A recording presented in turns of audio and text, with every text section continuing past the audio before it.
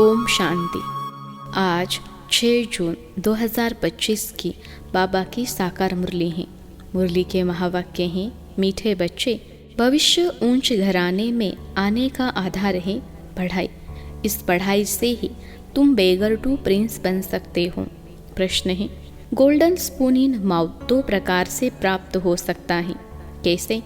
उत्तर है, एक भक्ति में दान पुण्य करने से, दूसरा ज्ञान में पढ़ाई से। भक्ति में दान पुण्य करते हैं तो राजा या साहूकार के पास जन्म लेते हैं, लेकिन वह हो गया हद का। तुम ज्ञान में पढ़ाई से गोल्डन स्पून इन माउथ पाते हो, यह है बेहद की बात। भक्ति में पढ़ाई से राजा ही नहीं मिलती। यहाँ जो जितना अच्छी रीति पढ़ते हैं उतना ऊंच पद पाते हैं। ओम शांति। मीठे मीठे सिखलते बच्चों को रूहानी बाप बेट समझाते हैं। इनको कहा जाता है रूहानी ज्ञान। बाप आकर भारतवासी बच्चों को समझाते हैं, अपने को आत्मा समझो और बाप को याद करो। यह बाप ने खास फरमान किया है तो वह मानना चाहिए ना। ऊंचते ऊंच बाप की श्रीमत मशहूर है। यह भी तुम बच्चों को ज्ञान है कि सिर्फ शिव बाबा को ही श्री श्री कह सकते हैं, वही श्री श्री बनाते हैं। श्री माना श्रेष्ठ। तुम बच्चों को अभी पता पड़ा है कि इन्हीं को बाप ने ऐसा बनाया। हम अभी नई दुनिया के लिए पढ़ रहे हैं। नई दुनिया का नाम ही है स्वर्ग, अमरपुरी। महिमा के लिए नाम बहुत हैं, कहते भी है स्वर्ग और नरक। फलाना स्वर्गवासी हुआ तो गोया नरकवासी थे ना। परंतु मनुष्यों में इतनी समझ नहीं। स्वर्ग, नरक, नई दुनिया, पुरानी दुनिया किसको कहा जाता है कुछ भी जानते नहीं। बाहर का भपका कितना है। तुम बच्चों में भी थोड़े हैं जो समझते हैं। बरोबर हमको बाप पढ़ाते हैं। हम यह लक्ष्मी नारायण बनने के लिए आए हैं। हम बेगर टू प्रिंस बनेंगे। पहले पहले हम जाकर राजकुमार बनेंगे। यह पढ़ाई है। जैसे इंजीनियरिंग, बैरिस्टरी आदि पढ़ते हैं तो बुद्धि में रहता है कि हम घर बनाएंगे, फिर यह करेंगे। हर एक को अपना कर्तव्य स्मृति में आता है। तुम बच्चों को जाकर बड़े घर में जन्म लेना है।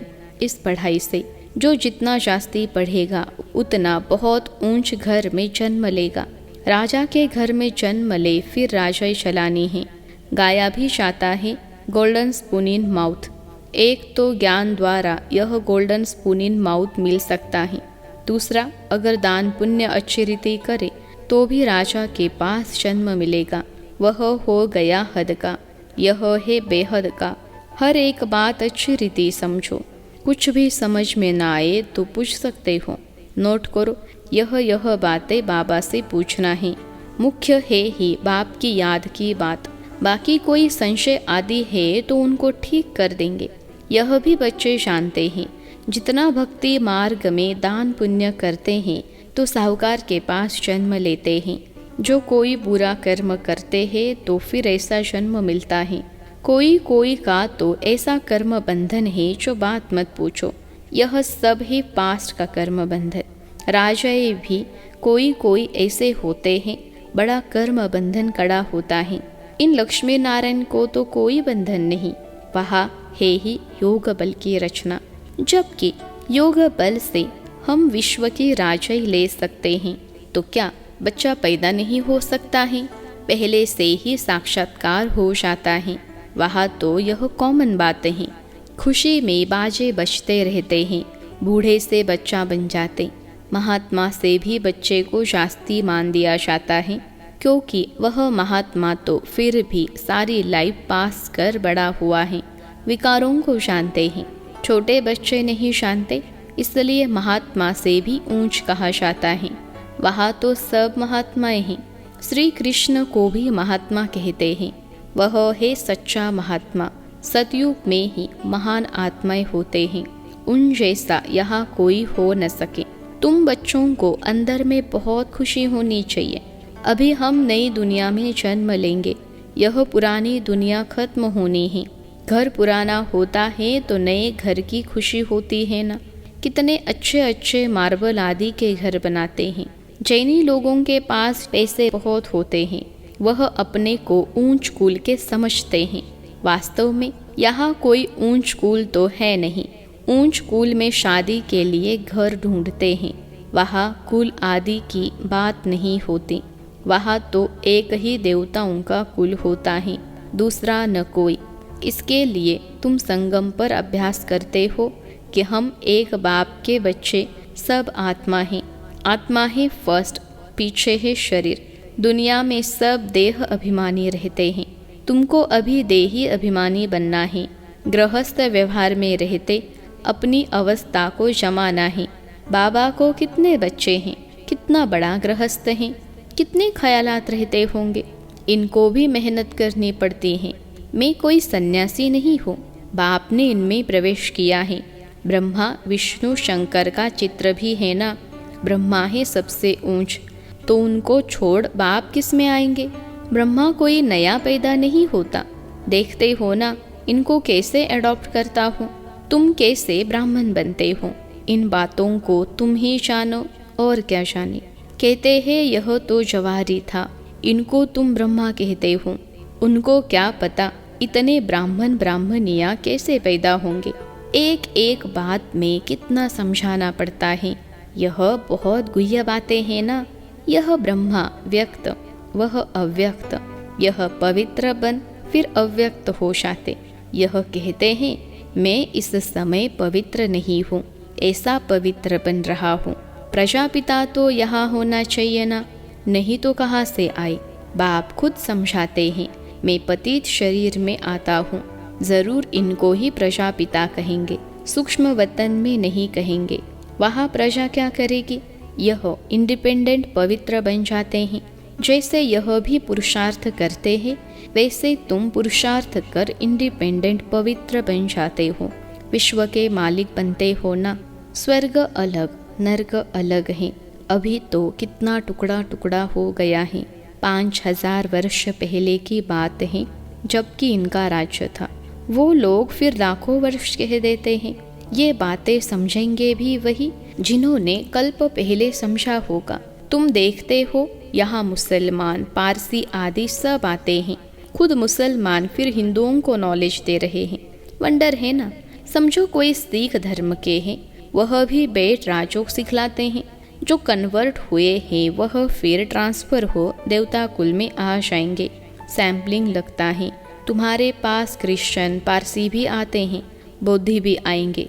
तुम बच्चे जानते हो जब समय नज़दीक आएगा तब चारों ओर से हमारा नाम निकलेगा। एक ही भाषण तुम करेंगे तो ढेर तुम्हारे पास आ जाएंगे। सबको स्मृति आ जाएगी हमारा सच्चा धर्म यह है। जो हमारे धर्म के होंगे वह सब आएंगे तो सही ना। लाखों वर्ष की बात नहीं है। बाप बैठ समझाते हैं तुम कल देवता थे, अभी फिर देवता बनने के लिए बाप से वर्षा ले रहे हो। तुम सच्चे सच्चे पांडव हो। पांडव अर्थात पंडे, वो है जिस्मानी पंडे। तुम ब्राह्मण हो, रूहानी पंडे। तुम अभी बेहद के बाप से पढ़ रहे हो। यह नशा तुमको बहुत होना चाहिए। हम बाप के पास जाते हैं जिनसे बेहद का वर्षा मिलता है। वह हमारा बाप टीचर भी है।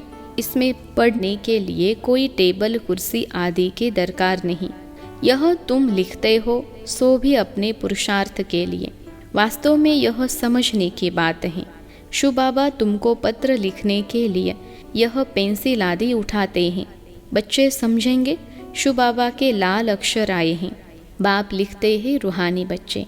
बच्चे भी समझते हैं रूहानी बाबा।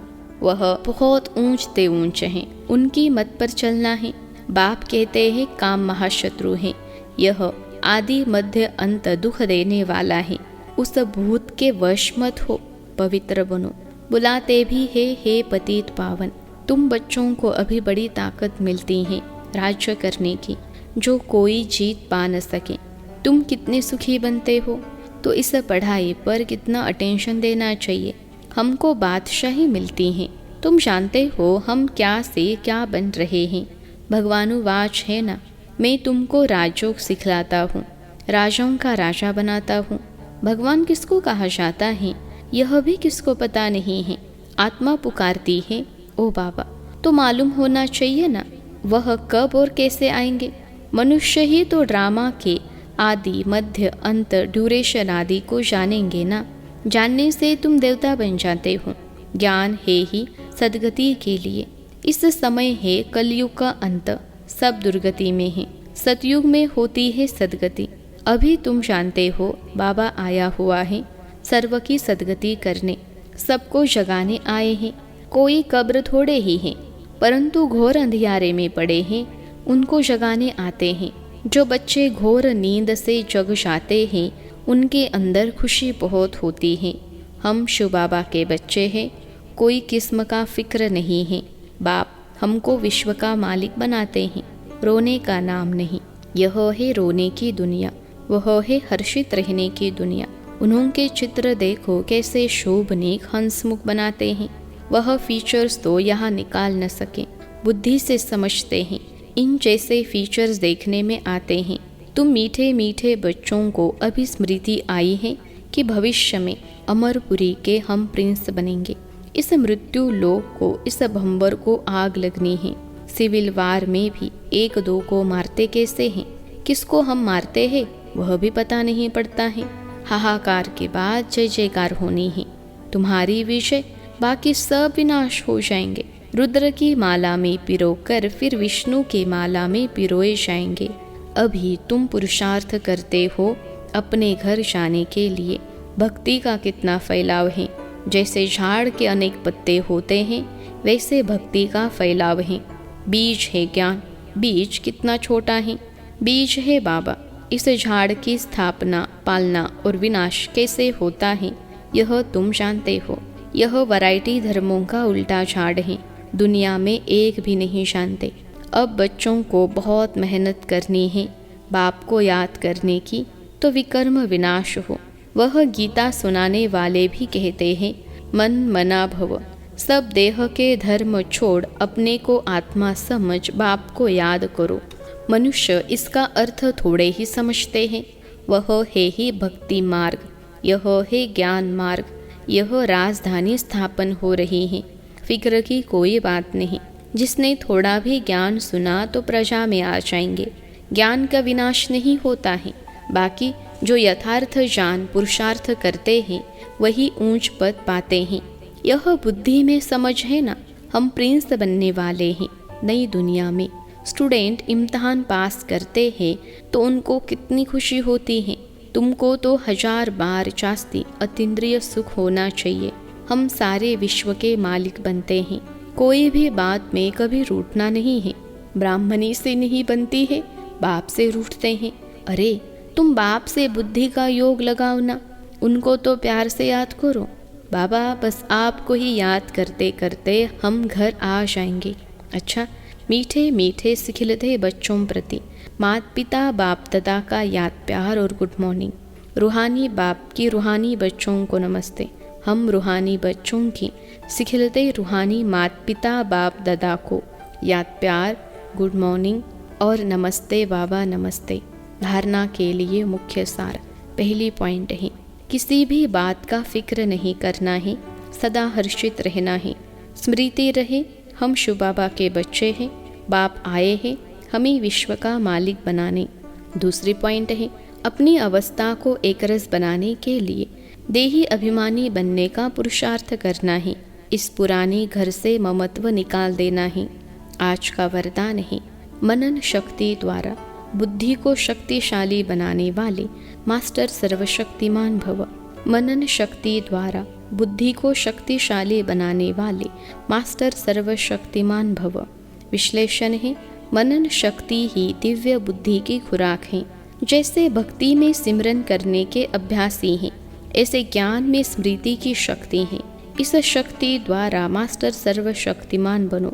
रोज अमृत वेले अपने एक टाइटल को स्मृति में लाओ और मनन करते रहो, तो मनन शक्ति से बुद्धि शक्तिशाली रहेगी। शक्तिशाली बुद्धि के ऊपर माया का वार नहीं हो सकता, परवश नहीं हो सकते, क्योंकि माया सबसे पहले व्यर्थ संकल्प रूपी बाण द्वारा दिव्य बुद्धि को ही कमजोर बनाती है। इस कमजोरी से बचने का साधन ही है मनन शक्ति। आज का स्लोगन है, आज्ञाकारी बच्चे ही दुआओं के पात्र हैं। दुआओं का प्रभाव दिल को सदा संतुष्ट रखता है। आज्ञाकारी बच्चे ही दुआओं के पात्र हैं। दुआओं का प्रभाव दिल को सदा संतुष्ट रखता है। अव्यक्त इशारे। आत्मिक स्थिति में रहने का अभ्यास करो, अंतर्मुखी बनो। सदा बेहद की आत्मिक दृष्टि, भाई भाई के संबंध की वृत्ति से किसी भी आत्मा के प्रति शुभ भावना रखने का फल जरूर प्राप्त होता है। इसलिए पुरुषार्थ से थको नहीं, दिल शिकस्त भी नहीं बनो। निश्चय बुद्धि हो, मेरेपन के संबंध से न्यारे हो। शांति और शक्ति का सहयोग आत्माओं को देते रहो। अच्छा, ओम शांति।